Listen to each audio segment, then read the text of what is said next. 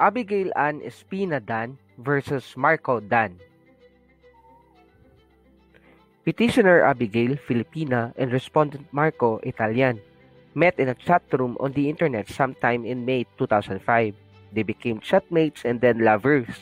Marco proposed marriage and they got married on 23 January 2006 in the Philippines.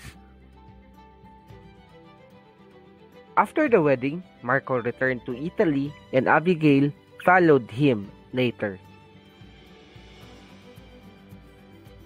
In September 2007, Abigail filed a petition for declaration of nullity of her marriage with Marco on grounds of Marco's psychological incapacity, citing the following reason: he is a mama's boy, he is not circumcised and has poor hygiene, he is addicted to video games and drugs, he is lazy.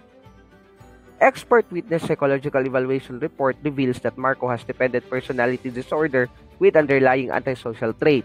Trial court rendered decision dismissing the petition on grounds that evidence failed to adequately prove Marco's alleged psychological incapacity. On appeal, CA affirmed. Issue: whether or not the totality of Abigail's evidence show that Marco is psychologically incapacitated to contract marriage. The Supreme Court held, no, the totality of Abigail's evidence failed to prove that Marco was psychologically incapacitated to contract marriage. Abigail's admission that before and during their marriage, Marco was working in giving her money, that he was romantic, sweet, thoughtful, caring, and that they had a harmonious relationship, belies her claim that Marco was psychologically unfit for marriage.